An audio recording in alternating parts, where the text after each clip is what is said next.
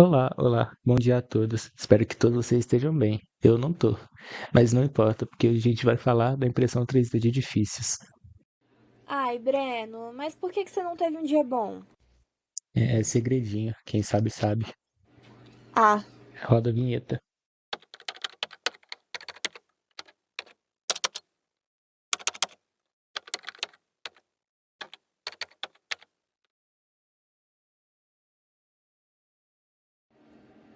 nos anos 80, sob a luz azulada de um laboratório californiano, Chuck Hull teceu o primeiro fio de uma revolução. Com a lâmpada UV e resina líquida, ele criou a estereolitografia, um método que solidificava camadas de material para formar objetos em 3D. Era o nascimento da impressão 3D, ainda confinada a pequenas peças de plástico. Porém, Hu pressentia que um dia essa tecnologia transcenderia os limites do trivial. Mas, Breno, você pode me explicar, por favor, como que funcionam essas impressoras? É bem simples de entender, na verdade. Primeiro, a gente precisa de um modelo digital do que queremos imprimir. Aí, esse modelo vai ser enviado por um programa chamado fatiador, que o divide em centenas ou até milhares de camadas horizontais. Esse fatiador ele vai gerar um arquivo G-code que instrui a impressora sobre onde ela vai se mover, quanto material extrusar, a temperatura necessária, a velocidade da impressão. Aí a impressora 3D ela vai seguir esse G-code e vai imprimir o objeto uma camada por vez. Um bico aquecido extrusor, ele vai derreter o material. Geralmente ele é plástico, PLA ou ABS. Esse material então é depositado em uma plataforma na mesa de impressão. A cada camada completada, o bico ele sobe um pouco para adicionar a próxima. Cada camada ela vai se solidificar bem rápido, aderindo ao anterior, e isso continua até que o objeto esteja completo. Mas a gente não está aqui para falar desse tipo de impressora necessariamente. A gente vai falar de uma que serve para imprimir casas e edifícios. Uma impressora 3D de edifícios funciona de maneira semelhante às impressoras 3D convencionais, mas em uma escala muito maior e usando materiais de construção, como o concreto. Esse processo é chamado de construção aditiva ou impressão 3D na construção civil. A impressora utiliza um braço robótico ou um sistema de trilhos para movimentar o bico extrusor que deposita concreto extrudável camada por camada. A impressora ela constrói paredes estruturais ou de vedação camada por camada sem a necessidade de formas tradicionais. O processo pode levar de horas a poucos dias, dependendo do tamanho do edifício. A maioria das impressoras só consegue imprimir concreto ou argila, mas algumas empresas desenvolveram impressoras que imprimem metal, plástico ou resina no ar para criar estruturas mais complexas.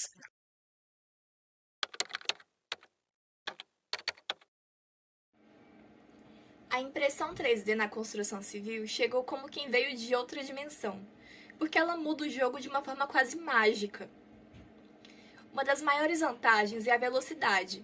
O que antes levava mais ou menos meses ou anos, agora pode ser feito em semanas ou dias se os astros ajudarem. Isso porque a tecnologia agiliza tudo, reduz custos, desperdícios e até aquele excesso de gente na obra que parece estar mais ali para tomar um café do que para construir. Além da agilidade, ela tem o charme da personalização em massa. Cada construção pode ter uma única, linda, orgânica, meio elfa se quiser, sem que isso atrase a obra ou eleve os custos às alturas. A impressão 3D permite criar formas que não seguem o quadrado tradicional e aquelas composições mais fluidas e biofílicas. E o melhor, é amiga da Terra. Essa tecnologia permite usar materiais com baixa energia incorporada, incluindo resíduos reaproveitados, e o impacto ambiental diminui e a eficiência energética aumenta. E claro, ela ainda anda de mãos dadas com a tal da tecnologia 4.0. Aquela revolução cheia de sensores, automação e produtividade que parece saída de um oráculo tecnológico. Mas como todo feitiço novo tem seus desafios, a construção de elementos horizontais, tipo lajes e vigas, ainda exige formas ou peças pré-fabricadas. Sim, forma. Aquela mesma que você achava que tinha se aposentado? Pois é, ela ainda dá as caras, e o que meio que quebra o encanto da automação total. Apesar de ter muitas vantagens até o momento atual, a impressão 3D possui muitas limitações. Geralmente, as peças são pré-fabricadas em campos de impressão, já que a montagem da impressora no local da construção é meio complicada e difícil. E também o material não é muito bom com isolamento térmico, que pode ser um problema em alguns climas. A impressão 3D, ela tem o seu espaço quando o assunto está nos detalhes e nas decorações, mas vai levar tempo até que seja possível imprimir uma construção inteira. Se você diz que a impressão 3D tem limitações hoje em dia, você acredita que ela vai ter espaço no futuro?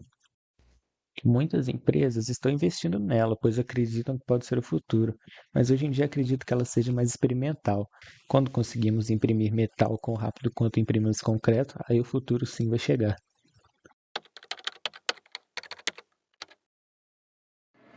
Nos Estados Unidos, a Icon está simplesmente imprimindo bairros inteiros, casas prontas em um dia. Um dia. Isso parece coisa de ficção científica, mas é real. Concreto, literalmente, e já tá de pé. No Michigan, nos Estados Unidos, já foi imprimida a primeira casa feita com impressão 3D, com o objetivo de criar uma casa que funcione para qualquer pessoa. E de acordo com o grupo que construiu ela, eles diminuíram o custo de produção, desperdiçaram pouco material e também diminuíram o barulho de construção. Na África do Sul, no México e em vários outros cantos do mundo, ONGs e startups estão colocando a mão na massa para enfrentar o déficit habitacional.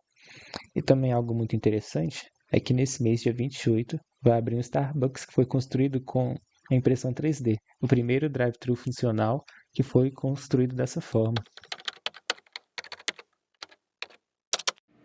Vigas e pórticos são formadas por camadas sucessivas de concreto. No entanto, as juntas entre essas camadas podem criar zonas de fraqueza, concentrando tensões em regiões curvas e reduzindo a resistência à flexão.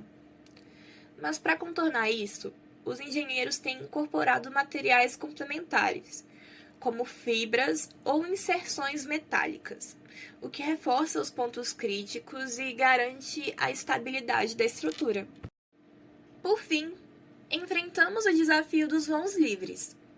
Criar vãos amplos é como esticar uma ponte entre dois mundos. A adesão entre as camadas enfraquece e o risco de deflexão aumenta. A limitação de vãos superiores a 1 a 2 metros decorre da adesão reduzida entre camadas, comprometendo a resistência à tração perpendicular e aumentando o risco de deflexões excessivas.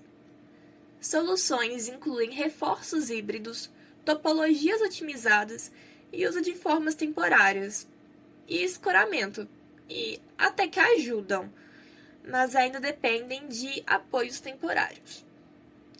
E a gente precisa lembrar que mesmo na era da impressão 3D, as leis da física ainda exigem respeito. No entanto, essas estratégias muitas vezes reduzem os ganhos da automatização da impressão 3D e destaca a necessidade de inovação contínua em materiais e técnicas de fabricação. Então, nós pesquisamos em um fórum gringo de arquitetura sobre opiniões deles sobre a impressão 3D de edifícios e a gente vai mostrar um pouco sobre. Esse primeiro comentário aqui, ele fala que a logística não faz muito sentido com a tecnologia atual, que não dá para imprimir muitas coisas além do concreto. Acredita que para reparos ele não é muito bom e que a metodologia não é boa para manutenção. Ele acha que enquanto a impressora ela não puder imprimir a camada inteira da parede, contendo os canos, os fios de eletricidade, ela não vai ter muito espaço. Ele acredita que a impressora 3D ela vai ser importante daqui uns 20, 30 anos, se a tecnologia der muitos saltos no avanço. Tá, esse aqui só falou não, parece que ele não gosta. Esse aqui ele fala que não é bom por causa do esgoto, da elétrica e da insulação, por causa dos problemas de compatibilidade, né? Mas ele fala que se você consegue fazer bem barato, ele pode compensar o que você está trocando e fazer uma fortuna.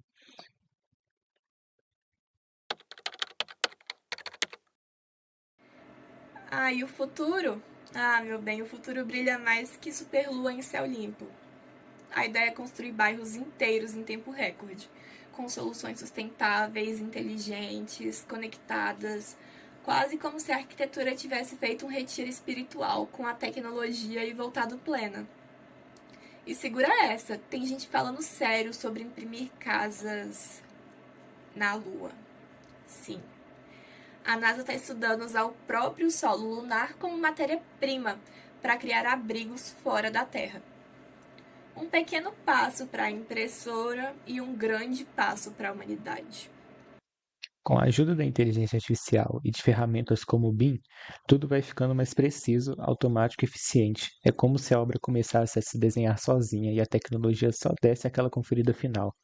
Ou seja, o que antes parecia um sonho distante, agora é só o primeiro rascunho de um futuro que já começou e está sendo impresso em camadas, em ritmo acelerado e com aquele cheiro de inovação no ar.